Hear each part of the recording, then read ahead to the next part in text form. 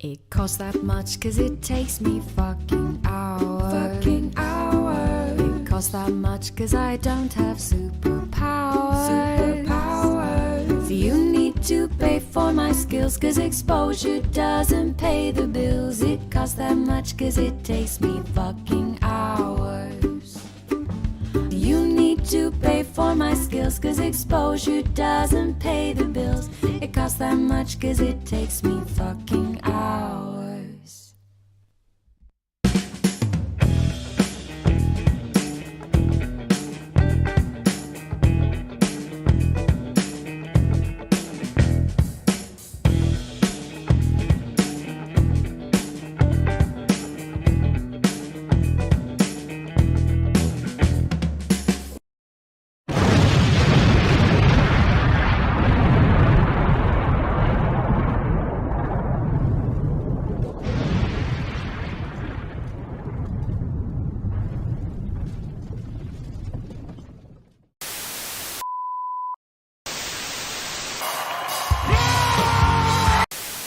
Shut up, bitch!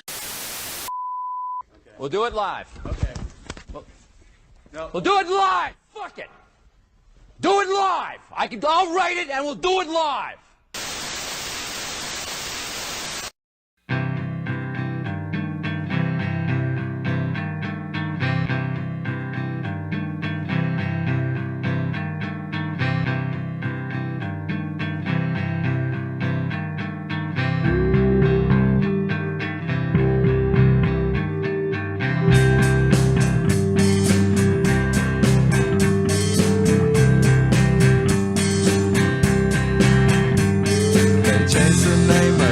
School and all James Woods can say is, ooh, a piece of candy, ooh, a piece of candy, ooh, a piece of candy, ooh, a piece of candy. When a ball turned into a vampire, all James Woods could say was, ooh, a piece of candy, ooh, a piece of candy, ooh, a piece of candy, ooh, a piece of candy. When he became Peter's best friend, they sat around the house and said, ooh, a piece of candy, ooh, a piece of candy, ooh, a piece of candy, ooh, a piece of candy. And you know that James Woods practices lines real well, but everything that he reads becomes real hard to spell. Everyone tries to help him, but the words just won't come out. There's only one thing he can think of, and it's what comes out his mouth. Ooh, a piece of candy, ooh, a piece of candy, ooh, a piece of candy, ooh, a piece of candy. When he comes out of his house, the women scream and shout. Ooh, a piece of candy, ooh, a piece of candy, ooh, a piece of candy, ooh, a piece of candy. When they know that he's an actor, the best of them always says, ooh, a piece of candy, ooh, a piece of candy, ooh, a piece of candy, ooh, a piece of candy. Reese's Pieces on the floor and watch him come a saying, ooh, a piece of candy, ooh, a piece of candy, ooh, a piece of candy, ooh, a piece of candy.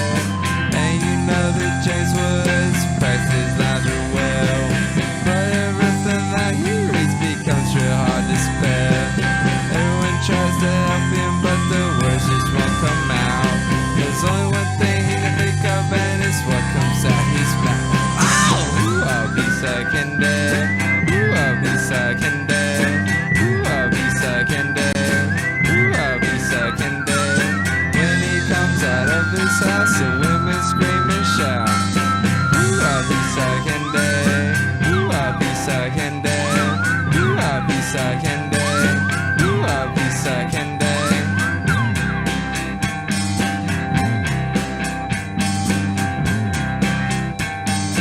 Ooh, a piece of candy.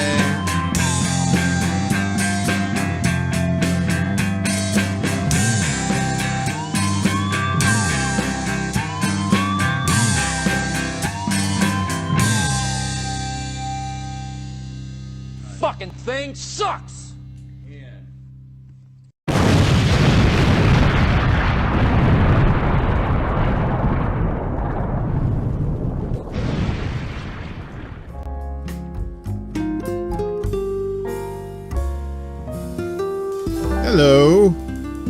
I forgot how to do the show for a second. Good morning. This is Extra Bulla Live. Yeah, this is not that other show where it's crazy and there's chickens. None of that business. But we do got this guy. Oh no. Please just oh, the humanity. Please like, share, and subscribe, or we have to beat this old guy down again. Tonight on Extra Bulla Live. Yeah, it's been a little while. Took a summer break. Little piece of the fall off from this one. Said we're going to bring it back. And sure enough, we brought it back alive, just like Bruce Boxleitner in the 80s. That's a random, obscure TV reference that no one will get, and that's fine with me. But someone who's not obscure, the king of Segway here, Collin is here, my buddy. Good to see you, Collin. How are you, sir? Not bad. How are you, Uncle? Good to see you back, finally. Yeah, man. Well, at least in prime time. It's been a while since I've done this in prime time. Yeah. You know, well, I think this is the first time I think I've been on before, but with other people. I forgot who at the top of my head. So yeah, this is I think the first time.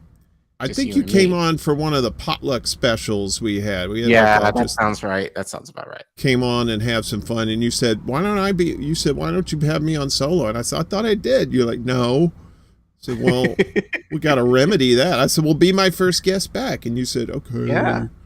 All right, you twisted my arm. So, a lot has changed since the last time you were on this show. I think you are now co-host with Reef Breland on INN News on Wednesday nights, and that show has really taken off. It's the kids dig it. They said it's got a nice beat and it's easy to dance to. So I said, sure. Yeah. I mean, you're right. I mean, it is good though. I mean, it really is. Yeah, I mean, I why don't you talk about that a little bit? Yeah. It's funny because like I never would have imagined doing INN News, and then Reef, I believe it would have to be in March. He asked me because he had the idea, and he asked me to co-host with him, and I was like, no, I don't want. Like, I just felt like, because those of you who know, like, this is not. I have a job. I teach during the day, and then I do some, education advocacy work, in DC, like fairly frequently. So I felt like I don't have the time, or the patience. And then I think also the main thing was, like, and I've talked about this with Reef, actually last week, like feeling like at times you have imposter syndrome. And it's in the case of like, I feel like I don't know anything, like I think I'm definitely more political minded now, especially like being in this space. But like at the end of the day, like I just consider myself a normal guy just trying to live my life who just happens to have an interest in politics and kind of, knowing how it does affect our lives. So obviously trying to be on top of what, our leaders are doing and how ultimately their actions kind of affect the things that I do. So, just obviously trying to be more in touch with what's going on with the higher ups, so to say, and especially since I live in DC. So like I'm right here, like with all the fuckery that's going on.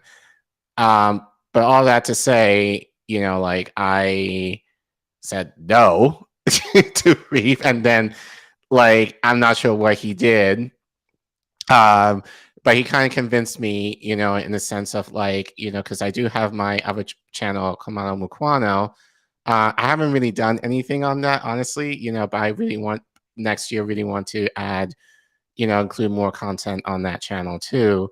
But because I focus mostly, issues on Africa on that channel primarily, the idea was to give me another outlet where I'm able to talk about other issues that I do care about that wouldn't necessarily fit. So I think that was his mindset of being like, like you have things you want to share, and and so so after some convincing, I was like, okay, sure. And 30 plus episodes in, I think we're now beginning to find a rhythm with it. So, and I enjoy it.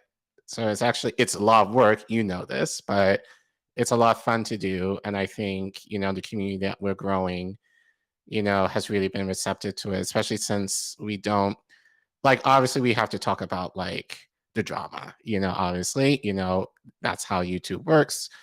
But using that in the sense of talking about other more obscure stuff, kind of similar to How Do We Miss That, that Reef and Indy also hosts, just having the opportunity to kind of focus on stories that people don't necessarily talk about. So focusing on more labor-based issues, trying to bring in, some, looking at revolutionary leaders in the past. People know I'm really getting deep into Kwame Ture right now. So trying to bring that in context of what's happening now and, how we can kind of move forward, on the left especially. So, so it's been great because I'm learning as I'm doing it. So in many cases, it's the stories that Reef picks or I pick or collectively we pick is actually stuff that, I might know about, but at the same time, it's oh, I didn't know that, so it's kind of I'm sharing that. I'm kind of learning with the audience, in terms of some of these stories, especially more of these obscure ones that are not necessarily reported either in mainstream or even within independent media. So yeah, it's been great, just as far as that learning experience, but just kind of growing more comfortable just being on camera too. Has really been a learning experience too. First time I learned about you was actually when you and Franco were out on the Capitol steps there and shouting down AOC and Cori Bush, and I was like, who is this cat? I like him. More, please. This is and more is since. Well, I think it took a while, but I think more people are starting to call out not just the squad, but just politicians now more so. Like Lucy, our sister and colleague in INN. She was a part of a group, I believe, over the weekend that called out Biden. So I think back then it was just kind of I did that mostly to support Franco because I could hear him, from the steps. He was on the ground by the steps, right next to the squad, so I can hear him from there, and and I was just within the crowd. I was just kind of because in my, civilian life, I'm very shy, so it's not, and I don't necessarily being the center of attention, but considering what Franco was doing, and he was the only one there because everyone else was just kind of bought into what AOC was saying, and I was just kind of fuck this. So I was just yelling, I think, I was yelling, what about the 10%? That kind of went somewhat I know that viral line's famous now. What about the 10%? Yeah. So, well, I think viral, not huge, to what Jose Vega did, when him yelling at AOC, but I mean, significant enough that I believe David Sirota blocked me, I think in part mostly because of that, so I got blocked by him too, but I think it was more guilt by association. So, which is fine. I'll take that too. I like a good block from those assholes. So, but it was funny, because I only tweeted at him maybe at least a handful of times. David Sirota is not necessarily a person that is on my radar that much, So, right. But then shortly after that, I found that I was blocked, and I was like, "Why he blocked me?" And then talking to Indy about it, he's he probably blocked you due to what happened on the steps. So, so that's our guess, but but mostly it was just the idea of supporting a comrade, who who was trying to speak truth to power, and the crowd there was essentially sheep. So, it's just me trying to break through that a little bit. And funny enough, I did talk to a few people afterward who actually thanked me for that, because they were scared to do it. So themselves. So, So I think just the idea of kind of what we're seeing now is politicians being called out more. Like I feel like the more it happens, the more that people will get empowered to do it and speak truth to power in that way. So, yeah, if you come across a politician on your travels, like, you have the right to, call them out and keep them accountable for things that they're supposed to do. So, for you, because we elected them in there, and you have the right to speak up and speak out regarding the issues and what they mean to you and how your politicians may or may not be up in their half of the bargain, so call them out. And I'm glad we're beginning to see more of that now in Yeah, terms they of keeping our politicians powerful that way. they got Biden. I Yeah. saw a tweet from Jose Vega was talking about that he said that he said some of his buddies was out there and shouting down Biden, talking about the same stuff. Do you want nuclear war? I mean, it's because this is how you get nuclear war. The same shit. Even though reports are coming out that behind the scenes they're secretly saying, let's see if we can make a deal there, Monty Hall.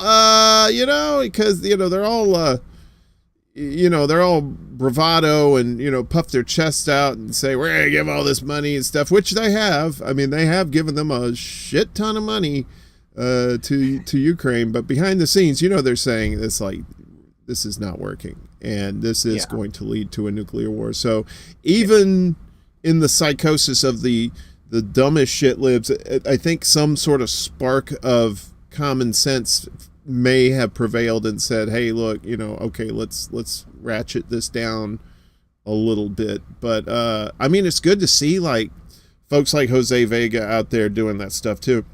And he's inspiring people too. I mean, and I'm sure you have too.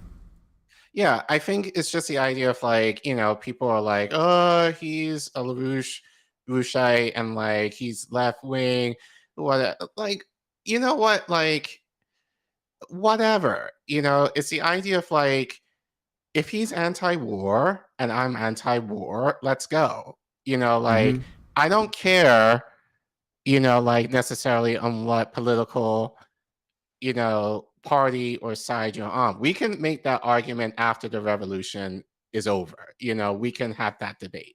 But right now it's the idea of like the fact that people are not calling this out and like not calling out for peace, and I mean like, and Brianna Joy Gray, I know like a lot of just the insane mess that happened with her last week after her interview on Bad Faith last week, and just how NAFO and all these liberals just came and attacked her and basically were being like, oh, like you're against, like you're for like the genocide of Ukraine, and like all these children, like are being swept from their homes. Well, if that's the case, you should make more of the case for peace, not for more weapons. If you really care about the kids, and then the argument is like, and we reported on this in INN, last week, no one's talking about Haiti and the possible U.S. intervention there, so it's like, where's the concern for those children and women, so it's just kind of like the hypocrisy, regarding Ukraine, and I'm not going to get into that debate, like, I definitely have my opinion of just being like, yeah, like, Putin is a capitalist and like, like he ain't shit, but then converse of that, we ain't shit either. But we have to account for what's happening in our own backyard first before we talk about other nations and how they're doing things. So, but yeah, I think the idea of like people are not calling for more peace with two military nuclear powers, but basically escalated to the point of where, that could potentially happen and people seemingly are pro-war. Like, did you forget about Iraq 20 years ago? Like, I feel like people Apparently. have, and it's like, Yeah. like, like, it's just insane that the fact that people have bought into the Russia gaining, I would argue, like, even pre 2016, in terms of like, how much stuff we know about Russia, and just like this like ingrained thing for us that Russia and the US or the West in general are just natural enemies, and we have to, like, somehow we are at odds with one another. Like the propaganda and the indoctrination that we have had, even just thinking about the movies that I watched, in the 80s, Rocky, like all those movies, have some, Russian sentiment in them, so like, you can almost argue we've been indoctrinated to kind of have this side eye for Russia, I would argue, for me, since I was a child. So, but yeah, it's the idea that people have kind of buying into that in the sense of, oh yeah, like Ukraine has the right to defend themselves. Whatever, fine, but you're not saying the same thing for Palestine. You're not saying the same thing for Yemen. You're not saying the same thing. And that's basically where I'm at. It's just like, be consistent, in terms of your thinking and your ideology. If you're going to do it for one place, then really we should do it for everywhere, especially if we talk about promoting democracy and all that. So, yeah, it's just kind of like people kind of use that talking point when it's convenient and then dismiss it when it applies to something else. And that is the thing that kind of infuriates me, especially on the left, because people should know better, but they kind of perpetuate those talking points. And, and you wonder why too. I mean, what's the, you wonder why, right? You mean, like, I mean, how bad were brains broken before Trump came along? You had people that were. Go ahead. I will always kind of argue, like in America, we haven't seen enough shit in terms of real destruction.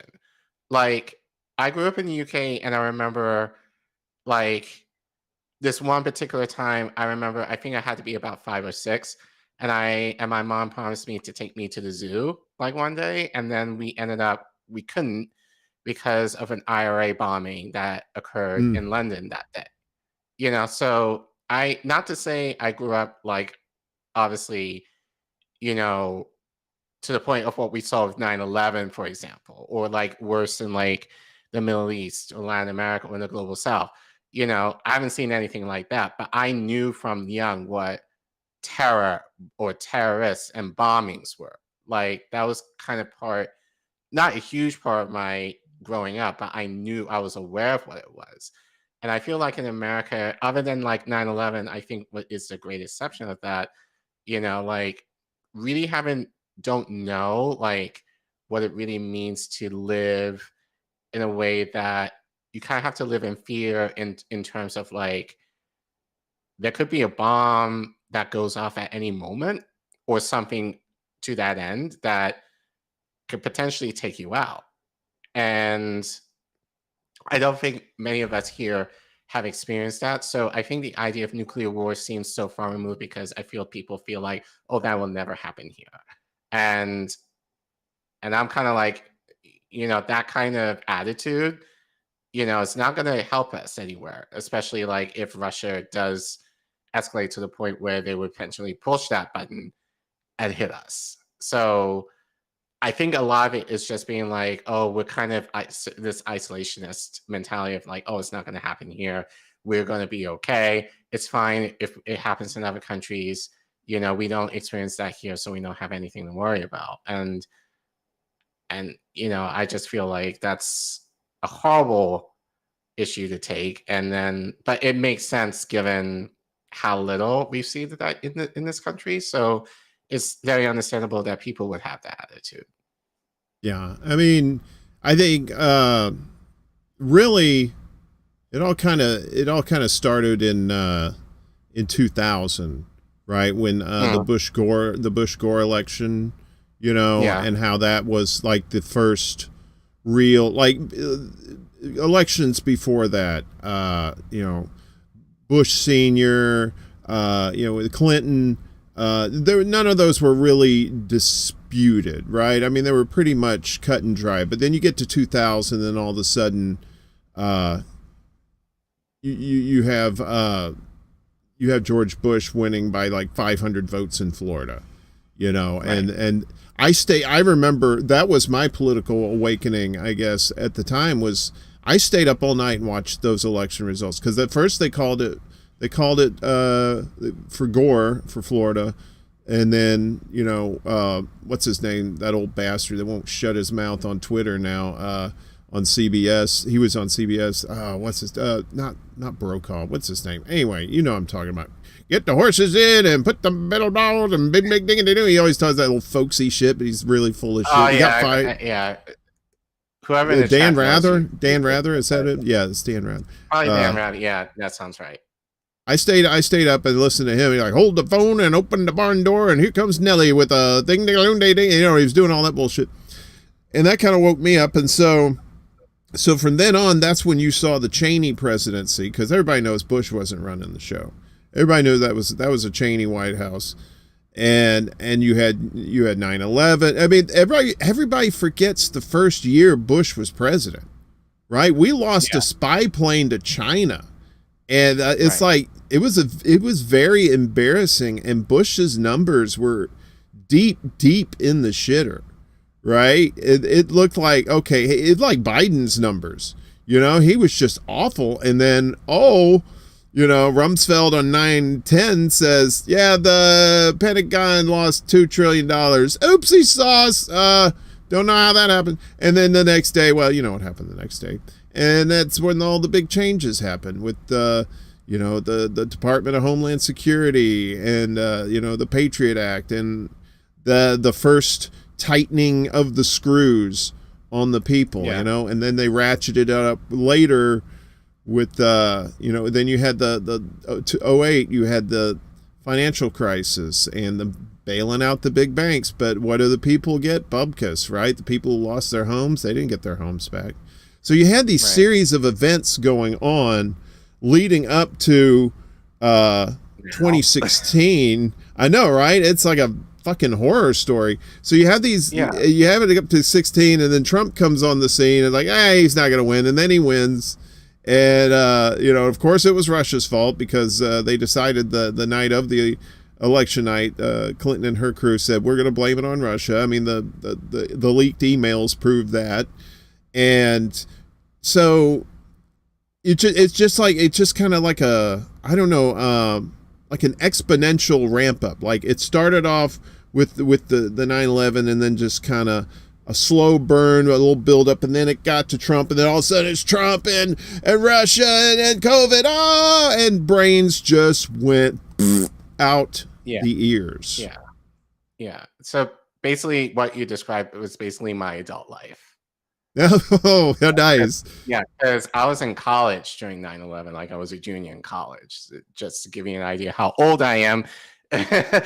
But yeah, basically, as an adult, like in this country, like this is what I've had to deal with. And it doesn't feel like anything has improved, at least here, since then. But I think for me, the benefit was, as I think for many of us, I think you kind of got your political wings, so to speak, early on. I didn't get mine till a lot later. I didn't, mostly because I was a I was a green card resident, so I wasn't able to vote. So basically, it was just like, can't vote, don't care.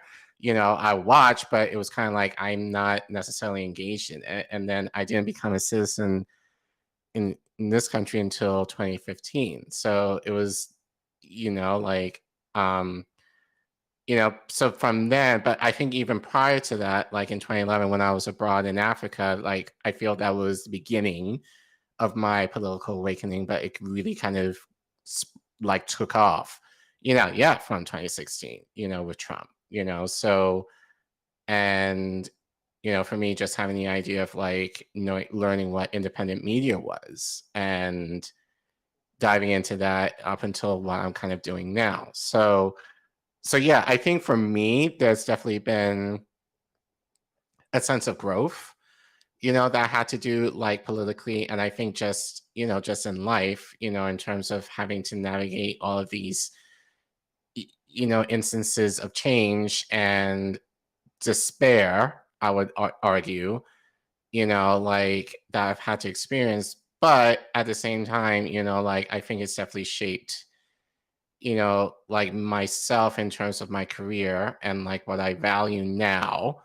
And then obviously, just having the awareness of trying to use my, my influence, as little as it is, to try and impact people, to be better. Like my dad, is, I would argue, he is an activist, so like I didn't grow up with him for the good majority of my life, but I think since as an adult, starting to kind of learn from him, like the reality of like what it really means to be an activist. And I just visited him over the summer, and just him kind of sharing, a little bit more about that. And in terms of what that means for me, especially as a Black man, living in this country. And so, yeah, has been a lot of despair. But at the same time, I think like there's been a lot of opportunity for me to grow and like be unplugged, so to speak, from the matrix, in terms of like how I should be thinking and how I should be responding, and like correct, like having the mindset it's okay to kind of question everything. Like obviously you don't want to do it too much, otherwise you definitely would lose your mind. But like always kind of second guess things, especially with the media and what they tell you, and like how that kind of shapes your thinking, subtly, that people are led to do things or think to do things in a certain way due to the influences that we do see. So I think having that awareness and being a little bit more cognizant of that, has really helped. But, but at the same time, it doesn't help in terms of trying to talk to the people that I know who are still kind of plugged in, that don't necessarily agree with you. Right. That makes sense. Well, yeah, I mean, it's, and when you try to think about, when you go back to 2016, even though I don't believe this anymore, I mean, when Bernie was running, say what you will about him now, and probably whatever you say about him now is true. He's at the very least, he's a huge disappointment. But the one thing he did do, he did wake some people up. He woke people up in different ways, right? Yeah. You had people like us who were like fired up for somebody who was, wow, he really is, he came from nowhere. When he first announced he was running for president, he did it in Vermont, had like a handful of people around him, was 60 points down in the polls, and ended up coming back and almost beating Hillary. But of course the superdelegates had something to do with that. But in the wake of that now, and even after 2020, well, he didn't fight the results in 2016, but we thought it was going to be Rocky 2. He was actually going to beat Apollo Creed the second time around, but and probably would have if it hadn't been for Obama and his magic phone calling up his buddies and rallying the troops. And even and then after that, you thought, okay, well, surely he knows he got fucked over. Surely he knows this, and he didn't, or he did, but he didn't care. And now you fast forward 2 years, and hang on just a second. I forgot to pay the bill. So, but anyway, he just became the establishment, and let me see if sorry about that. Oh, okay. No, it was me. You got you got a new car here. You know, you got to take it for a test drive. This is the first test drive of the new I stuff. missed the And of course, last part of what you said. So, well, I was gonna say he just really his villain arc. I could say he turned into somebody that who half the people that loved him now just can't stand him. well, You know? I don't think he necessarily became a villain. I think he's always been that way. But I think the problem Well, he was was that- revealed as a villain. He was revealed. but We didn't want to see that before, because he would vote for like war type stuff in the past, but people are just like, nah, he's okay. Right. So he's a I little think- shitty on foreign policy, but you know they gave him a pass. But now, no, sir. Right. I think for me, again, I didn't become political at all until within this decade. So like, you know, so for me, like Bernie Sanders was kind of like, you know, up until like 2016, you know, 2015. So, you know, but I think the issue is that people put their hopes and dreams onto him versus the idea. And people will disappoint you, but ideas don't, you know? And I think that's something that I've been learning, especially being in INN and again, looking at Kwame Ture. And I mentioned Kwame Ture a lot, and my probably audience is sick of me mentioning him, but he talks about the idea of like, you know, like you don't chase, I'm just paraphrasing what he has said, but like you don't chase people, you chase ideas, you know, because the ideas are the things that last. Those are the eternal things. People are temporary. So I think people essentially placed, and I think Bernie capitalized that to his advantage and also to his detriment, I think, for us, in the sense of we put all our hopes into him instead of each other, you know? And I think now on the left, I feel like there's definitely this split between the Bernie-crats who, you know, he can do no wrong. And I think people would agree, yeah, like he's done some shit, but like he kind of speaks the right things and like mostly and like by proxy the squad, you know, like they may have their issues, but they're going in good faith, or at least they're trying to. And then there's the other sect, which I think we kind of fall in line with. It's just the idea of like, we can't depend on them, you know, to do anything unless we kind of work on ourselves and kind of push those ideas ourselves in order to force even Bernie at this point to cave and do what he promised that he was going to do. So Right. I think, you know, like, but I think it also makes sense because, not to say that it doesn't happen everywhere, but I think in this country it's especially apparent that we, like the way that we like fawn over politicians as celebrities, you know, and then like, you know, just the idea of like we treat them as such, whereas, you know, we don't treat them like, you know, public servants in the sense of, you know, they are supposed to work for us. You know, they have a job, and their job is to legislate and debate the things that we want them to do. So ultimately we get those things.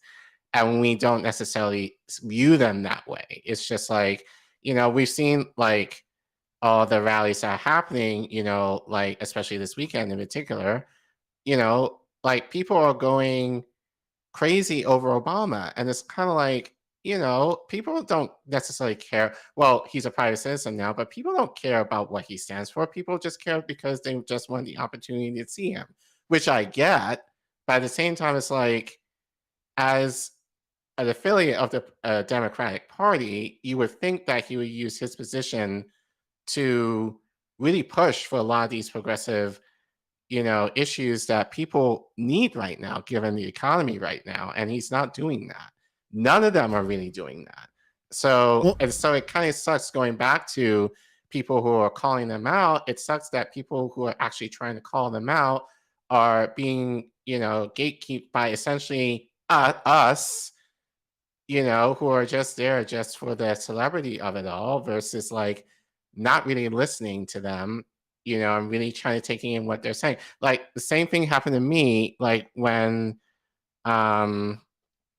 the abortion leak came out, and like that was around my birthday, and I remember going to not the Capitol, the Supreme Court, and then like all these activists were speaking or whatever outside the Supreme Court steps, and then Elizabeth Warren comes on, and basically they just gave her the floor, which one I wouldn't have, and if I did, I would have called her out right there. But I was in the crowd yelling like, like guys didn't codify this, but no one paid any attention, like they were just either ignoring me or just trying to shush me, just in what I was saying, so it's sad, but as I said, that's not an excuse not to do it though. Like if you're in that position, speak truth, and hopefully, the right people will hear. But it is disappointing that, like among the masses that people are just kind of like zombies, like, and then they just kind of fall in line with whatever the politician, their overlord kind of tells them, or at least, under that spell of just being like, oh, I'm with AOC, or, oh, I'm with Obama, or, oh, I'm in the presence of Biden, worship, that kind of deal. Like, it's nuts.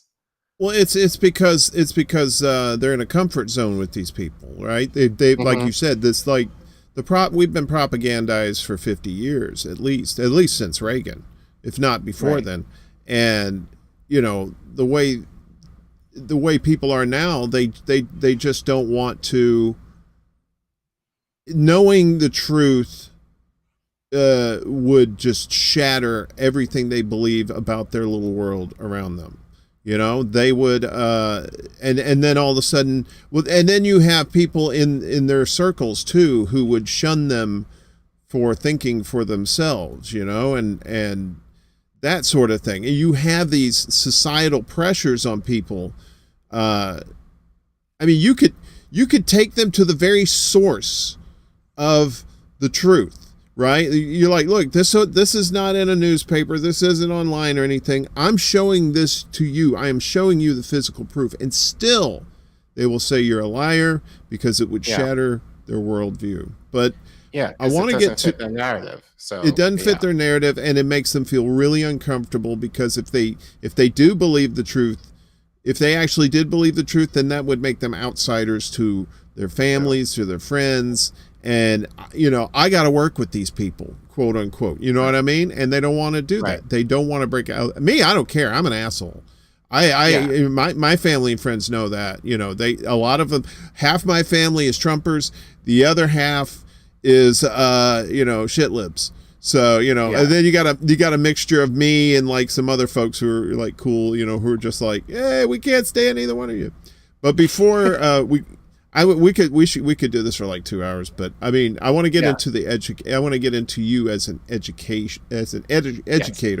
because I can't speak for some reason.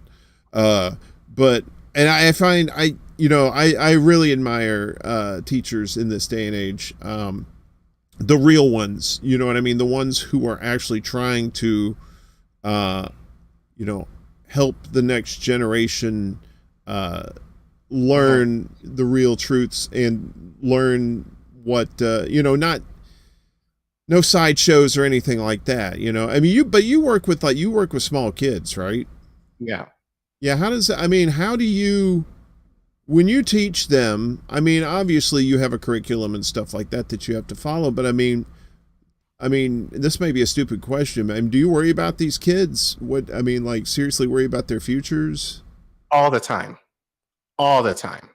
Like climate change, like that was just one thing that I thought about, like maybe about a month ago. I remember thinking about that because I think, the idea of climate change was kind of big in the news at the time. And I was just kind of like, what are these kids going to have to go through by the time they're my age? like, and the other thing was that I kind of thought about is how are we preparing them to meet that challenge? And I don't think like in education, we're necessarily talking about that. We're not talking about the idea of like, these are issues that these students, well, like, I guess for me, the generation alpha at this point, but Yeah. like, they need the skills to combat this, especially given our politicians aren't really doing anything.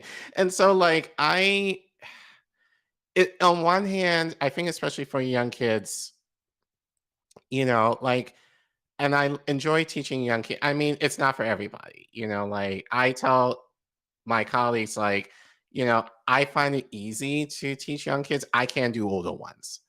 Like, fuck middle schoolers. No, I can't do that. I remember when I was in middle school, I'm like, I wouldn't want to teach myself when I was 13, 14, like, no way. Well, I mean, what could you teach yourself at 13 and 14? I know what you're saying, but I'm just thinking of you as a 13 or 14-year-old trying to teach in middle yourself. school, just being like, starting to come into my own and just being like, I was just a dick, but I think also like at that time, like my friends, like relationships with my friends started changing, and it was just kind of an awkward and a weird time. I mean, I loved where I went to school, but at the same time, it kind of sucked too, so, but yeah, but I think in terms of like, for little kids, because they're not jaded to learning, they're not jaded to the world yet. And so for me, it's like, on one hand, I enjoy that because it's like, for me, I don't even really call myself a teacher per se. I'm more of a facilitator, because for me, it's the idea of like, I learn with the kids oftentimes, especially with the curriculum. Because the thing is with my curriculum, I don't really have a curriculum in the traditional sense. My curriculum is based on what they tell me that they want to learn. Like, funny enough, how that works, like they essentially tell me what's of value to them, and I tailor the curriculum around what they want to know about, like kind of a foreign concept, I think, for many of us. But I feel like if all teachers, depending on the age, if you're able to teach that way, how much more of a buy-in do you have with students who enjoys being in school? Because, you're essentially teaching them or honoring them as far as, having that advocacy for themselves, but then like having the idea of like valuing them in that way, that you care about what they know versus what we want them to know as adults.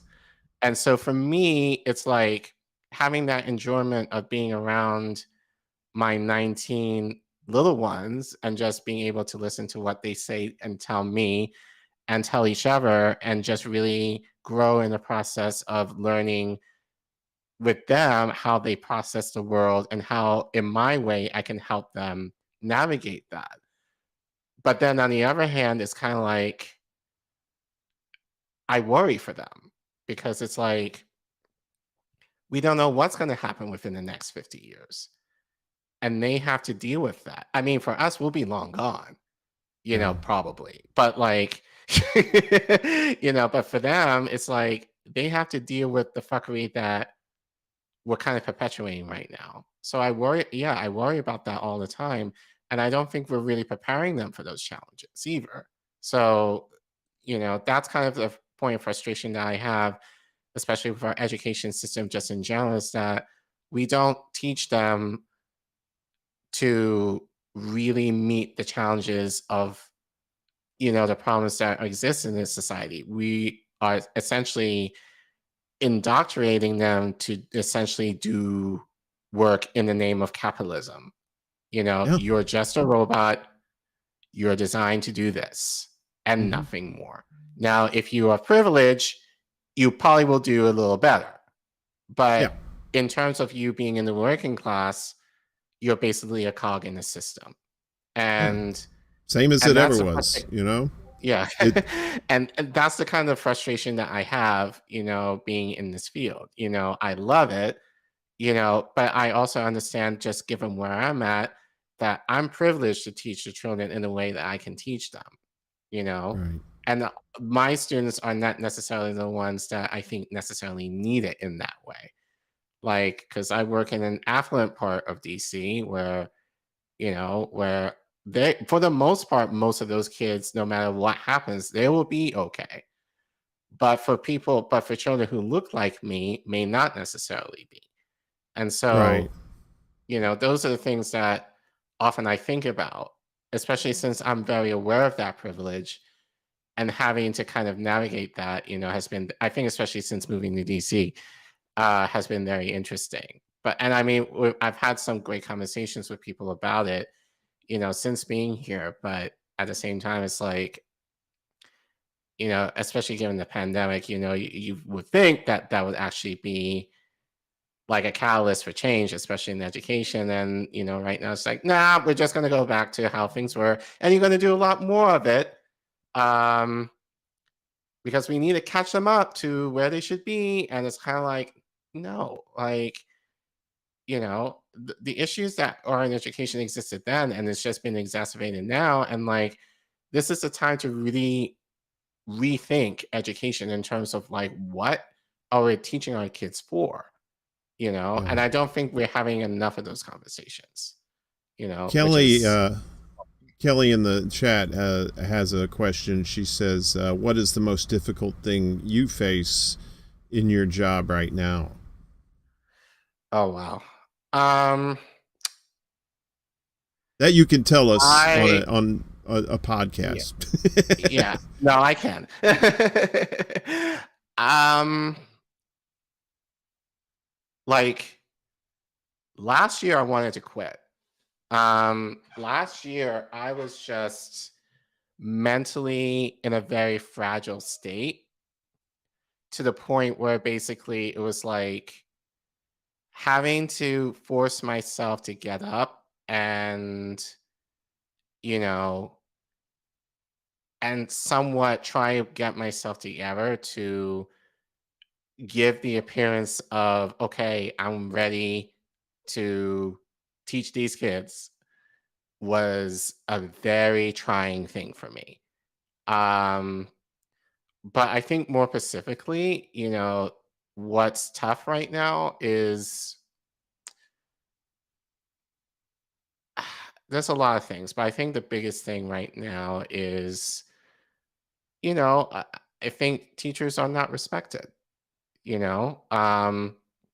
The idea of like, I think people take teachers for granted, in terms of like, y- which it's expected in a sense, because obviously dealing with parents, you're dealing with their kids.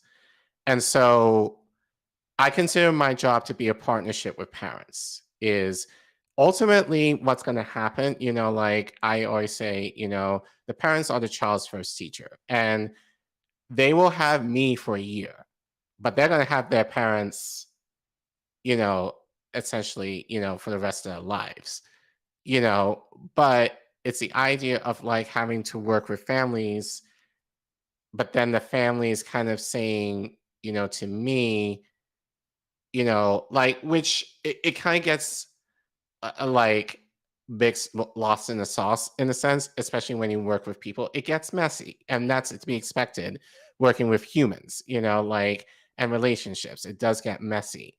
But I think, especially, again, these issues existed pre-pandemic, but I think they've been exacerbated since, like the idea of, I feel like for teachers feeling like, like, we're disposable, um, that there's no trust in terms of us being able to do our jobs and do them well. Like, I feel, especially like within the district that I work, I don't want to be like, not my school out, but like the district where I work, I feel is very micromanaged in terms of like, not trusting the teachers that they have in the district to really kind of depend on them to do the job that we've been trained to do. Like, I feel like, and I think that kind of makes sense across the board. Just a lot of higher ups are kind of placing their hand over us and kind of saying, you know, like, we don't want you to like go off the script, so to speak, in terms of what you teach. You know, you want to teach this way.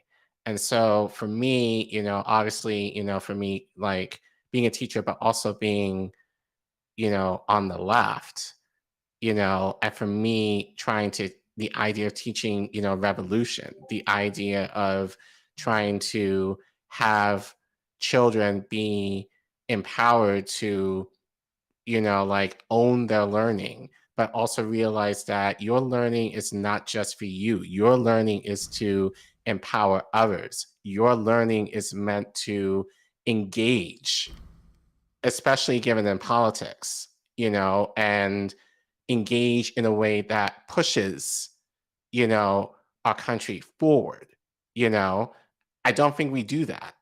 And, you know, like, and I feel right now there's kind of like this hold to prevent that from, well, it makes sense. You can't have, you know, the populace who is, you know, aware.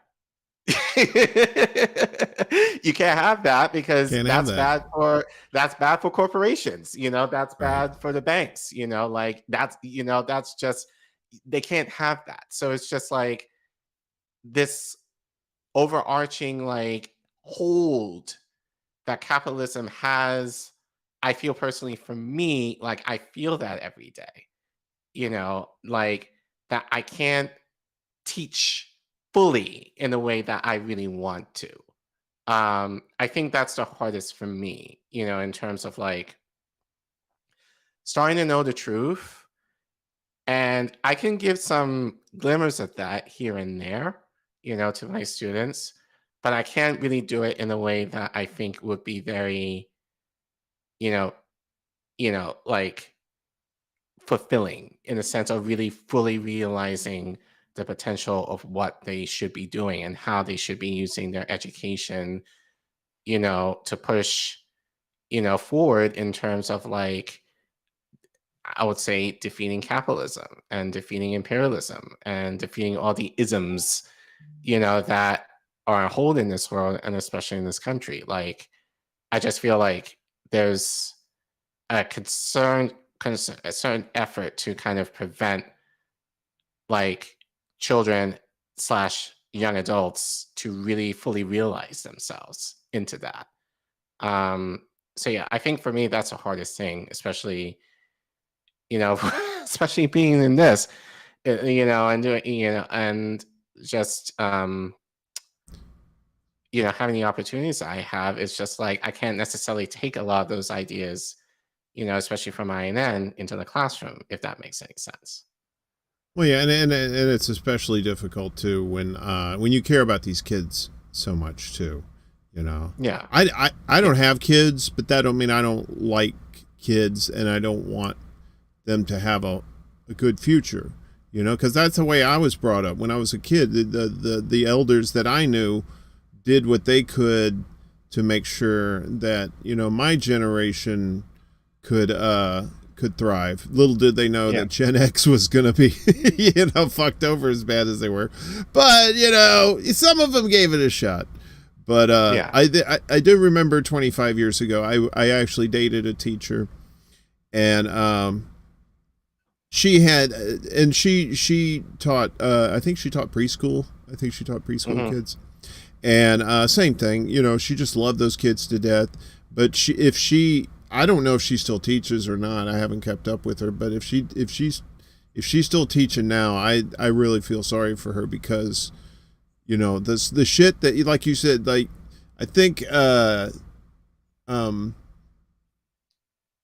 was said best by somebody in the chat. Overworked, underpaid, you know, classroom sizes just through the roof. Oh, Anthony, class size is too big, and that's the way we started getting. I mean, that's just the surface issue. You know, and now like especially in early childhood, which that's where I am. You know, like that it's especially bad. You know, because you know, depending on the preschool, like I remember specifically, when I was in grad school and applying to schools, there was a job fair. And so there was public and private schools there in addition to preschools.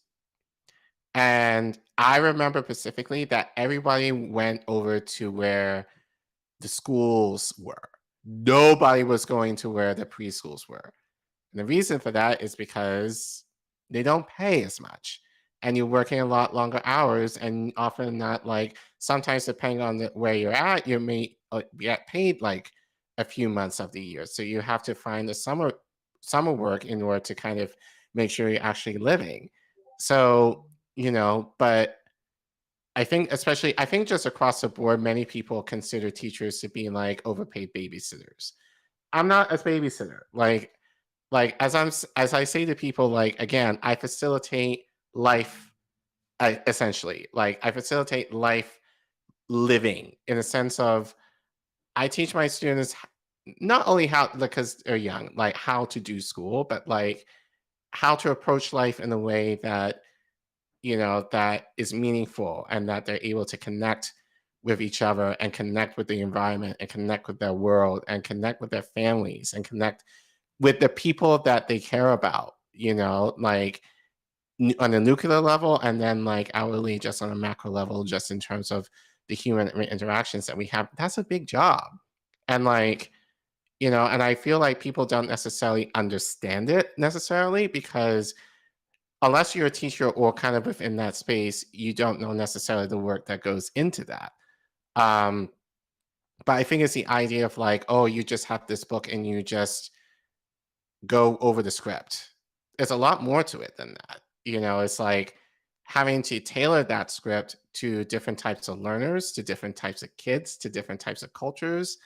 Like, that's a big job, especially like if you have a large classroom that you may not be able to give those kids undivided attention to ensure that they're doing well. Like, it takes a lot of discipline, and it's an art to really kind of reach those kids where they're at.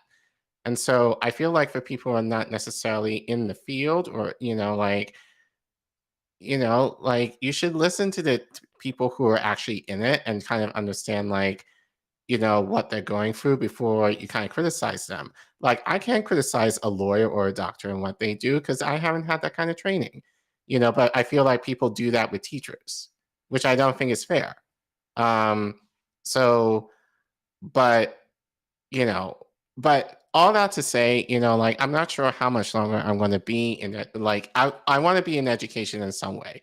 Whether or not that's going to be in teaching at this point, God knows. But, but, I've been in the field now for close to 20 years. And so, like, right now, I've more stubbornness, but I'm committed, and, honestly, I'm trying to figure out, what my next steps are, in terms of like what my evolution is, professionally, but it's a tough time for teachers right now. And so I just say to people in the chat, like, and I'm sure many of you kind of know this anyway, but, just for anyone else who's listening, give teachers respect. But I think mostly listen to them, because, yeah, getting paid more is not necessarily going to fix the issues. Right. Like, it's the idea of making sure that teachers feel that they're being appreciated and that they're able to grow without the fear of having to lose their jobs because they might teach, about slavery, the reality of history, and not have to worry and being concerned that, oh, I can't teach it in this way. Oh, I have to like teach an alternate truth. Otherwise, I might lose my job. Yeah. That's the kind of reality that teachers should not have to face. And unfortunately, our politicians have a lot to do with that due to their own prejudices and their own fear, just due to, again, what if enough people know, they might come after us.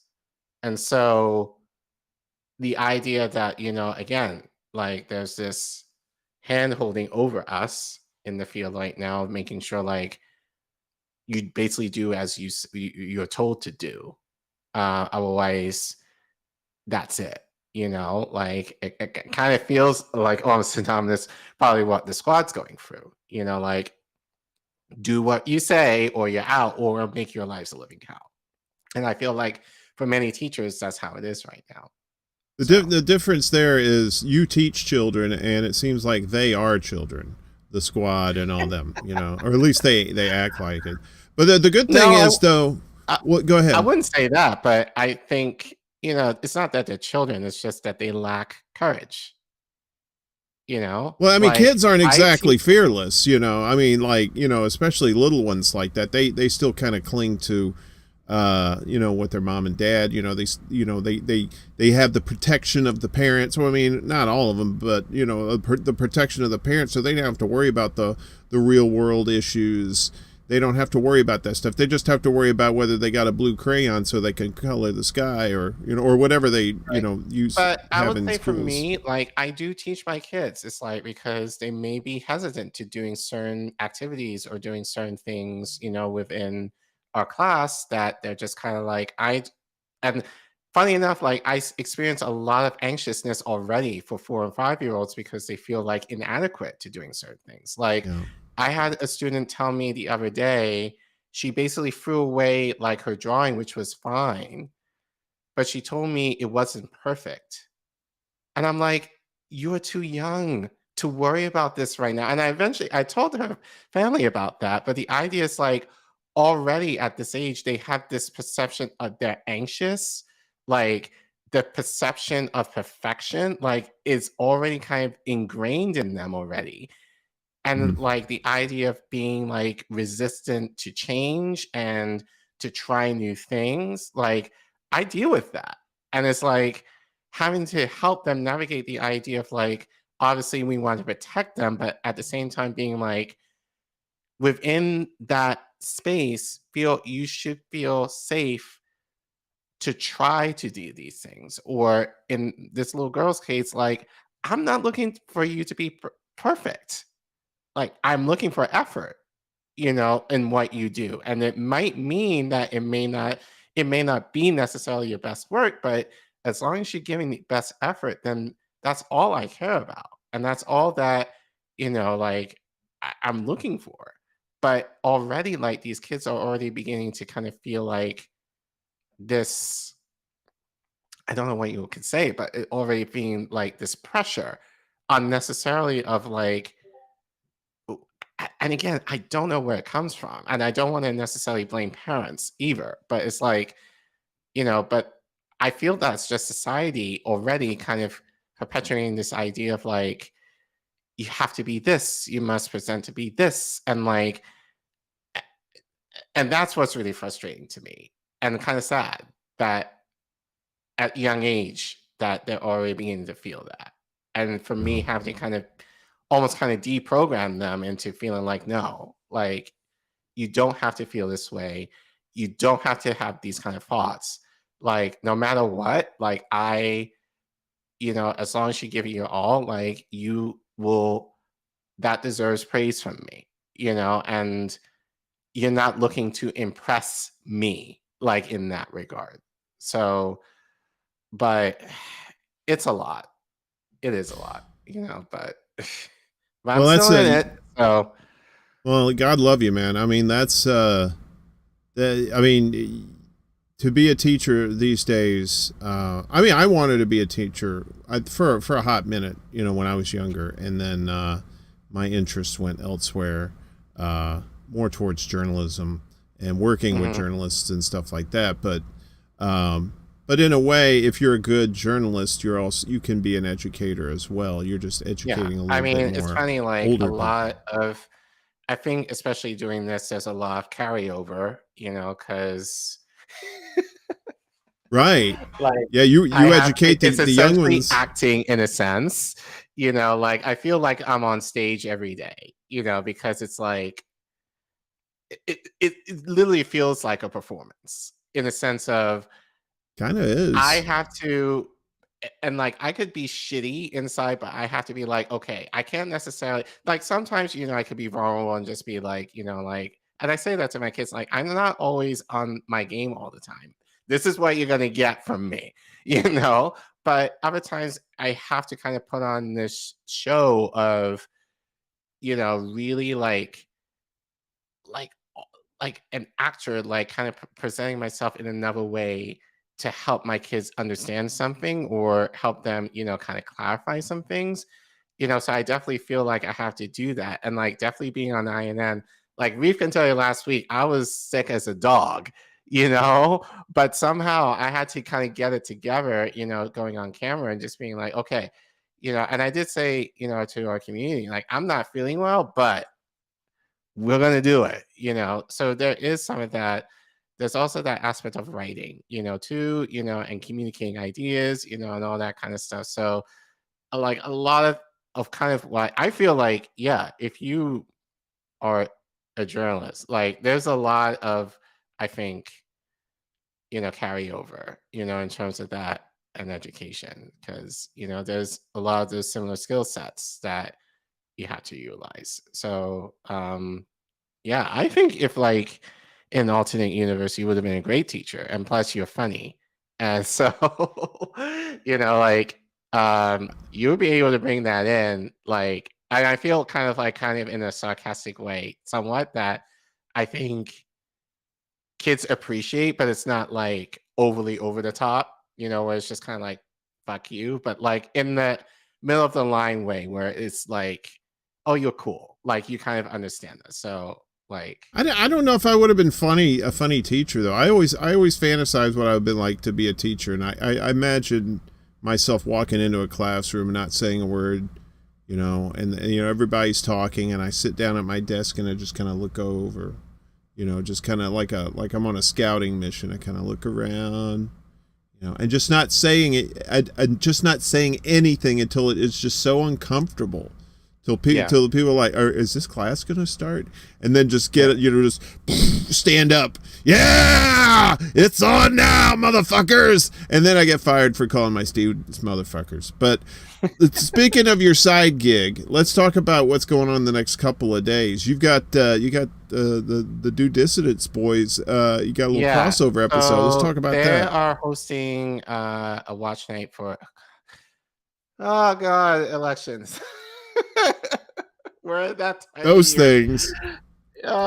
It's like a car wreck, though. You know, you shouldn't watch it, but you can't turn away. You know what I mean? It's like there's no good coming out of it.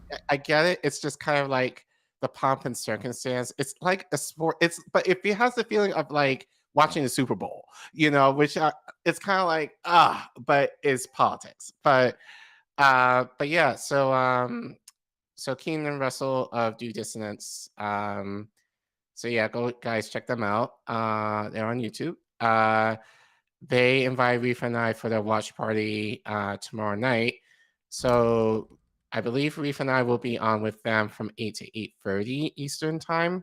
And then on Wednesday night, they're co-hosting with us on INN News at 9 p.m. Eastern time. Nice. So yeah, we're trying to get more guests on just to kind of break it up a little bit, but you know, but also just to, I just really appreciate when we do have guests, just so like, because I think Reef and I think especially since Reef and I talk a lot, you know, outside. No, I really never seen that. Oh, hey, how are you? Good to see. What? No, please go ahead. I'm sorry. Yeah, but that was very rude. Yeah, we talk a lot, so it's kind of like, you know, we think, well, we definitely are different, but we think and lay things in a similar way. So the idea of having at least another guest to kind of either spar, you know, like ideas with, I think is something that I do enjoy. So I definitely appreciate as we're growing that we have been able to have more guests. And yeah, like I think I said this off camera, but you know, like I only just found out Due Dissonance like within the last month. The algorithm blessed me. Yeah. In the right way. It finally did something right for a change and put some good shit on there for a change. A video that they did that I watched, and I was like, oh. I was the same way. Cool. Yeah. I discovered them. Couple of good upstate New York boys there. Right. So, you know, and very knowledgeable too. Yeah, love Yeah, the very fact that from New knowledgeable. York. I grew up in Jersey, so having that connection there. But but I think just having solid takes, just as far as like what's happening, just as far as the political drama that is in the space, but just having I think very mature takes as far as their how they view things. So I'm actually really looking forward to having them on, mostly because they have been watching these races a lot closer than probably me or Reef have. So having them kind of be on to kind of share that, kind of share their takes, I'm really looking forward to. So So yeah, we'll be on with them tomorrow night, and they'll be on with us, Wednesday night. what time Fine. tomorrow night are you going to be on with them? Do you know, or 8 to 8:30, I believe. 8 If I 8:30? remember right. You and Reef are going to be both on there, right? Okay, Mhm. right on. And then 9 o'clock Eastern on Wednesday night, they'll be on INN They'll be on News, right? for INN News, yeah. Okay. I gotta ask one thing, and this has been Yeah. driving me crazy. As we get close to wrapping things up here, I said I was only gonna keep you an hour, and now it's like close to an hour and a half. But That's fine. that's your fault, man. You got too many good things to say, so I blame you for that. But where did I know Reef calls you this, but why Care Bear? Where did Care Bear I come from? don't know. Do you have to a ask pic? him? You You have have like to a ask him. I think you know what? I think a lot of it, like again, we talk about random shit, right. in our Discord. We talk about random shit. And like I think we definitely I remember having a conversation, about watching Care Bears growing up or something like that. And then Reef being Reef just started calling me Care Bear, and then it stuck.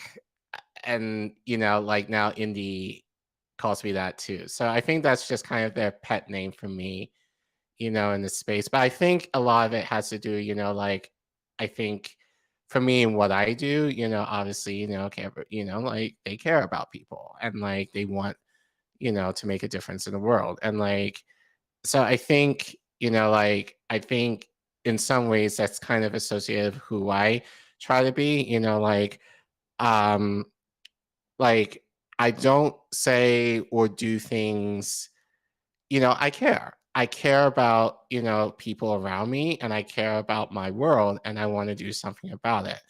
And, I think, obviously being in the space and I understand the privilege I have, and I feel in a lot of ways I'm still learning, and growing in this space, but at the same time, I'm very appreciative for the platform that I have or beginning to have, growing to it that, I'm being able to have to share these ideas, to force people to care about these issues, but then like having those conversations where like we're able to, hopefully do something about them and then empower people to make that happen.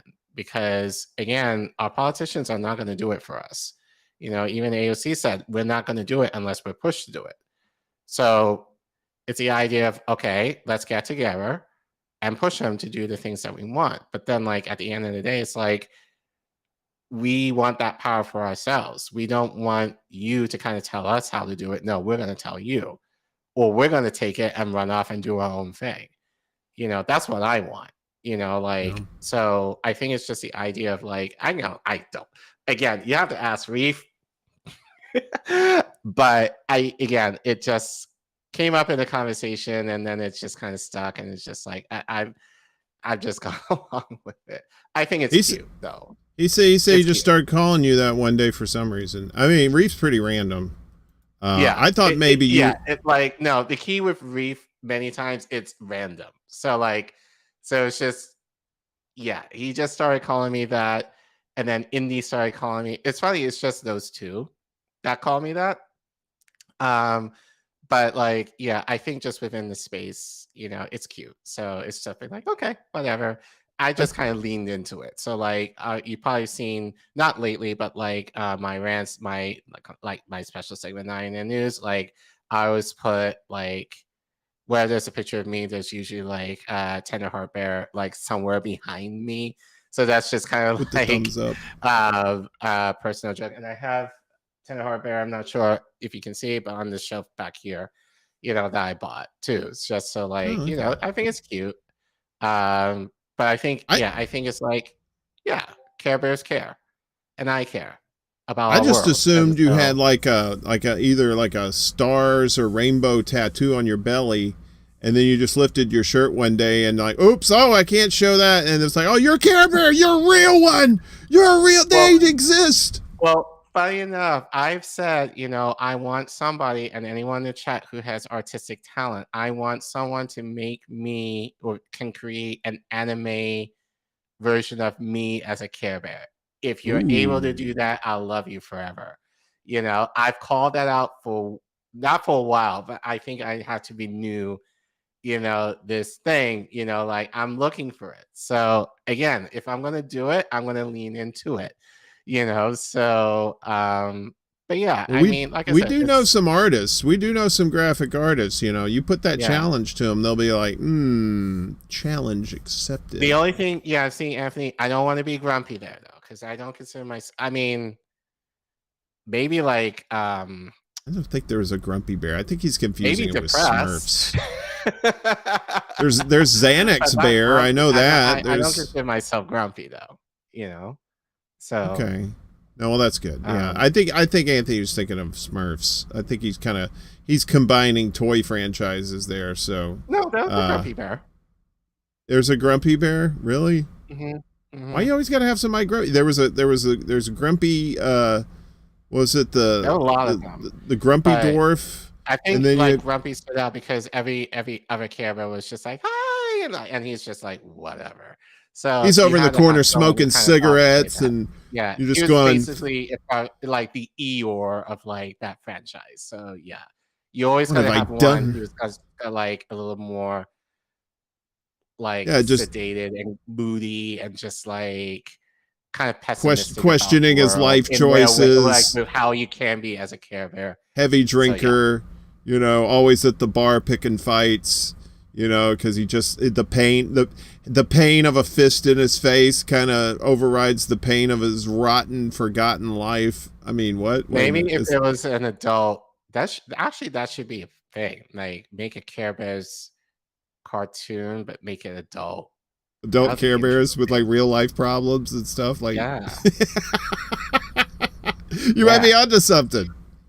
Yeah. I mean, they're like remaking everything. You might as well remake it into something interesting. Yeah, that's true. I think it would sell too. I think it would be very popular. You put it on like Netflix or something like that. It builds upon that nostalgia, but like in a way, like it makes sense for me. I grew up with it, so it brings that nostalgia. But like more in that adult sensibility, absolutely, I'll watch it. So I never watched. Someone get on that. Hollywood, get on that. I never watched Care Bears. I mean, I think I may have been. I'm a little bit older. I think you were a little older for that. But I was a kid, so like. I was watching the pot bears. The pot bears showed up and they brought pot, and I smoked out with bears, and they all had ganja leaves on their tummies, and they said they were bears. They may have been just dudes I met at Sonic too. I mean, I could be. I don't know. It was very hazy time. It still kind of is to a certain extent, but that would be Reef's bear. Yeah, Reef would be. He's Stoner Bear. He's maybe indie too, in some fashion. Those two, the Lenny and Squiggy of marijuana. Those guys. So. Get that reference, youngsters. Come on, go Google that shit, Lenny and Squiggy. They both open the door. Hello! I always loved Lenny and Squiggy. That's what made me think of the crossover episode with you and Do Dissonance. It was when Laverne and Shirley was on Happy Days, and then vice versa. I was like, oh man, that was the original crossover episode. Although there had been some in the past, but that was like a big event. They were like pimping that, so... but no bears, no pot involved. It was just no bears, it was no pot. 70s ABC shows. Well, where can I mean, I know you are my INN brother from another mother. But where can people get a hold of you besides INN? We got your Twitter handle up there for everybody. Twitter But is probably at least the social media is where I'm the most active. I do have Facebook and Instagram, but I really don't use them. That I just use those just to watch other people. Like I'm not necessarily active. Twitter is where I'm the most active. So your best bet is to get me there at Obona_Collin. I'm sure you've already linked that. Actually, it's just underneath my name there. So yeah, if you want to get a hold of me, that's where you can find me. And then yeah, you can, like I often say, like, if you're not comfortable with my takes, don't follow me.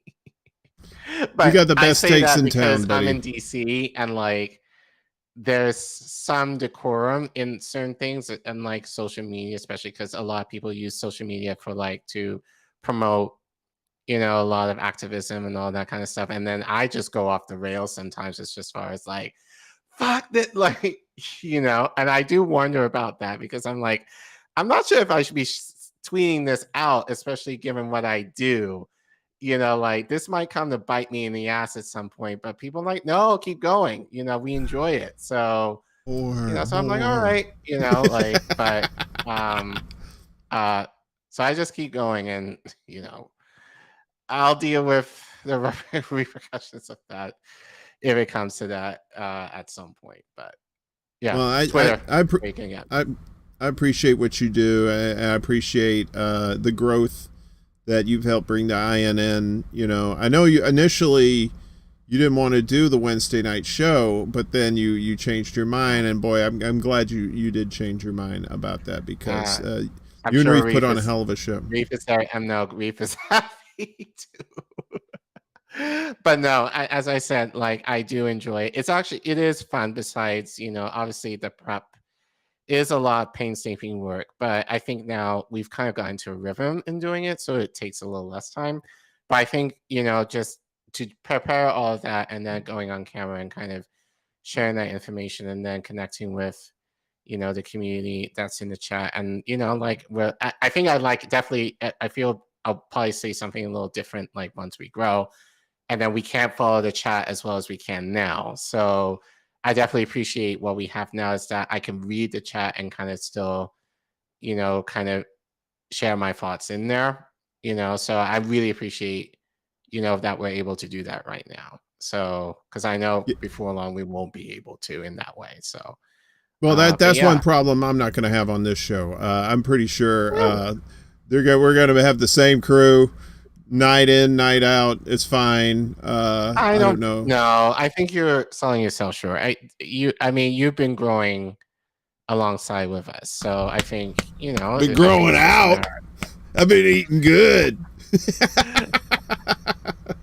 No, I look. I mean, we're all in this together, and we've all helped each other out, and I think we've all gotten closer because of it. And we've met new friends along the way, and had to say goodbye to some of the old ones who weren't quite who we thought they were, that kind of thing. But it's the evolution of who we are, and this space itself is evolving too. It's more and more people are getting away from the mainstream and are starting to explore more into independent media and shows like yours, and to a certain extent shows like these. Honestly, I think that's the biggest surprise for me is just like the relationships. And I mean, many of them, are still like virtual, but I think, being able to meet Sabby a few weeks ago at the Assange event, like the fact that, Indy and Greg Crab live in Jersey. So it's the idea of like, anytime I go home to Jersey, it's like, oh, I could see, or even you in being in New York. So like, so just having kind of this context, friends, but also, definitely like colleagues in the space. But I think just thought partners in this work, if you call it that, in terms of, like, again, like I've just been amazed of how much I've learned, collectively from different people at different points, just in terms of, you know, how I think about politics, but I think also just like professionally, like I definitely feel like since being in this space, my ideas, especially in education, have changed, you know, somewhat. And then I think just in my personal life, you know, just the things that I value have definitely evolved. So, and I think being more unapologetic about it, you know, I think has definitely been a turning point for me. So, but I think the people that I've met virtually and in person, you know, in the space that have helped to kind of help me evolve in that way. So I definitely appreciate that. Yeah, I'm glad we have these interactions, or I mean, like Zoom and StreamYard and all these technical devices that have allowed us to do more than just type to each other. I think has really helped out. And yeah, and I've got to meet a handful, a small amount of people in real life. There's some people like Crab and Indy and Lucy who are around here, but I don't get out much. I'm not. Right. I'm kind of a homebody. Yeah, and because my couch is really comfortable. Yeah, I think for me, like the idea, like, you know, being able, like, being virtual is fine, but I really, you know, I think especially being in the pandemic, because you know, I think I'm similar to you in the sense of like I'm very much a homebody. Like, if I don't have to go anywhere, I'll stay home.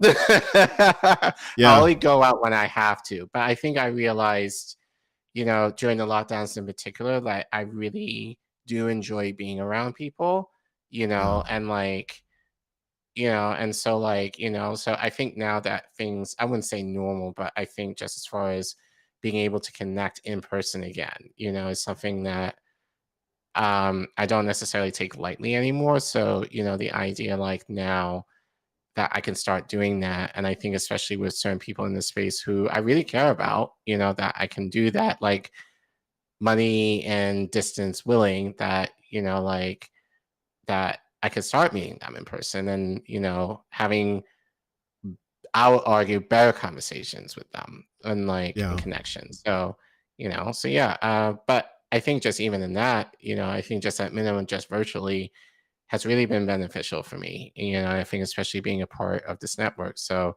I really have grown a lot, and I just, you know, hope that I continue to grow and, you know, and yeah, continue to develop a lot of those relationships, not just with us within the network, but I think just also with the community that we're kind of curating right now as well.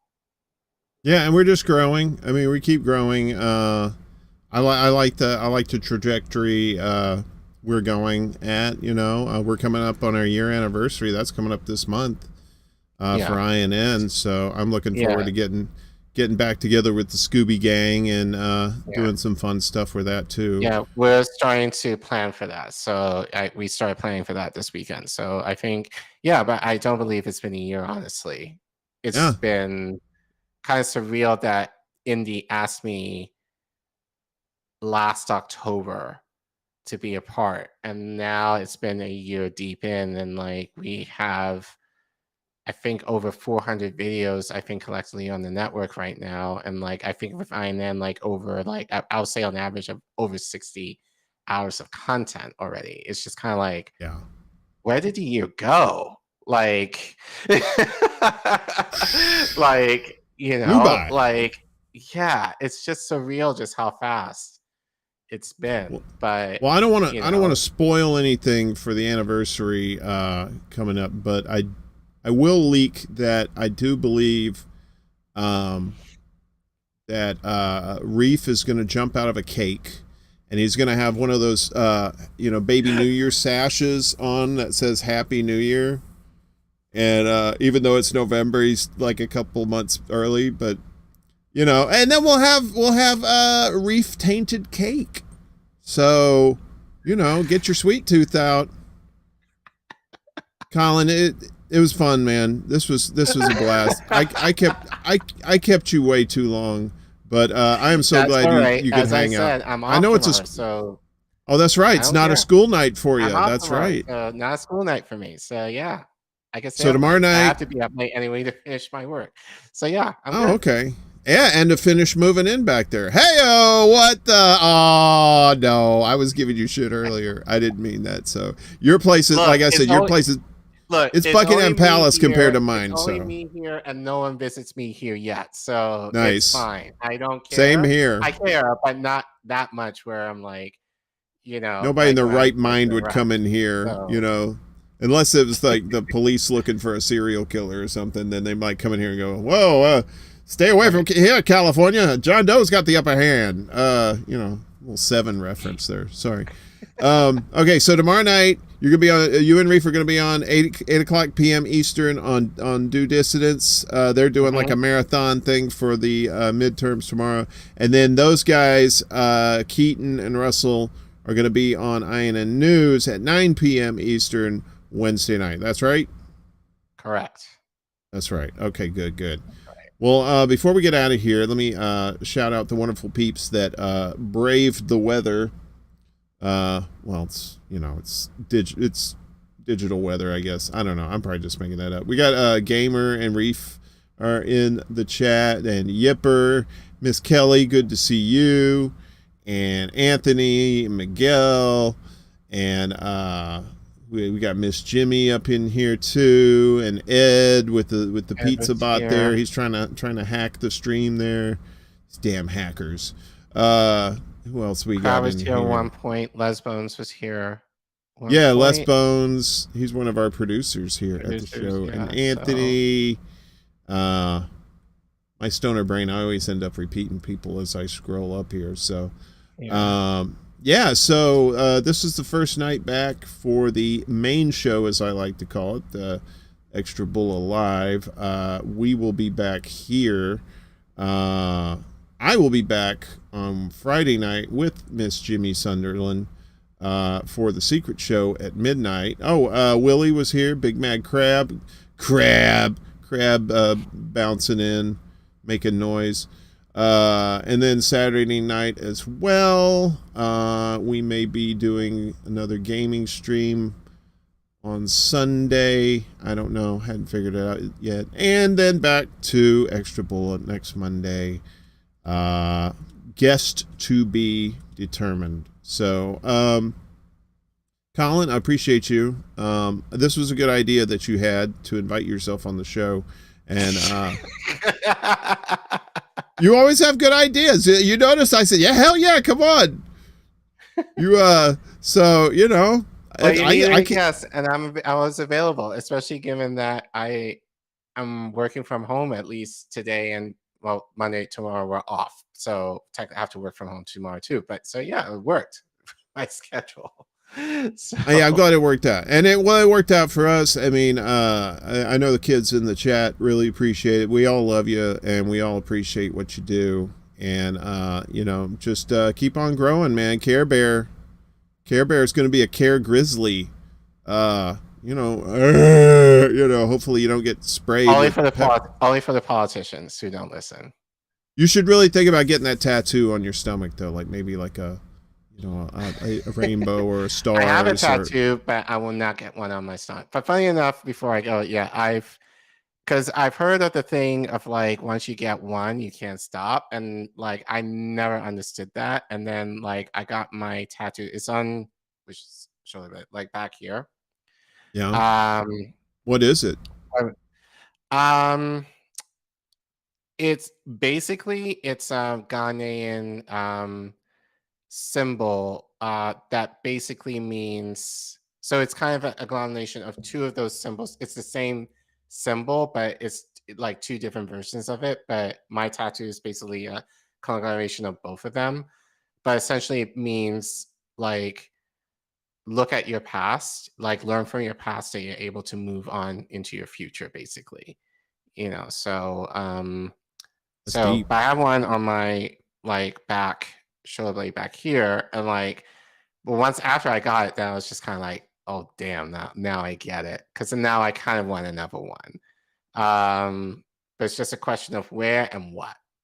So I don't have any tattoos. Not anytime soon, but I think at point I'll definitely go in for another tattoo.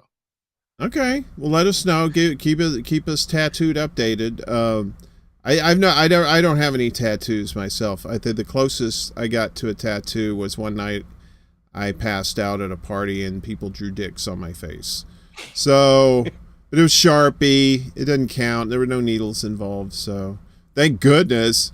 I have a Mike Tyson tattoo only instead of tiger stripes as PPs. The hell? Go around life, try to get a job with that. Hey, sorry, dick face, no job for you. Well, I mean, he's rich, so he can afford to do that. It's just Right. the poors that can't. Now, if I was rich, maybe I get dicks tattooed on my face, but probably not. That's a little weird. I don't know. Doesn't Post Malone have something kind of close to maybe having dicks on his face? I don't know. He's got some weird stuff on there, but I don't think he'd have like and Shaft. I don't. He's got like the whole Bezos rocket on his face. But yeah. So I don't know. I don't know why we went down that dark path. I'm sorry about that. I'm just having trauma of waking up from a party and just being look in the mirror. Who drew dicks on my face? So anyway, Collin, thank you so much, brother. I appreciate you. We'll see you the next couple of nights. You and Reef, looking forward to that. And thank you to everybody that watched tonight and hung out with us. We're doing I don't know, we may do this at like 8p or 9p, depends on the guest and what they can do. Monday nights are not exactly the time for late night rock and roll. We save the crazies for the weekend shows, so this is going to be a little bit more straight laced, a little fun, but just kind of keep it above par and try not to get in too much trouble. So Collin, thank you so much. Have a great night, brother. You. Good night. And, good night, everyone. And everybody, be sure to like I said, if you haven't done so already, please like, share, and subscribe. It helps the algorithm, or so I'm told. If you want to donate to the show, the links are in the description. You can go to Linktree/Extra Bulla. Appreciate all your help, and be sure, and the INN links are in there as well. Check out Collin and the whole crew. Like I said, we're going to be getting together here in the near future for our first year anniversary as a network, and I am really excited about that. So have a great night, everybody. Keep your buttocks clean, because you never know when a Care Bear smoking weed is going to come around. And, well, you really don't want to take a chance. Good night.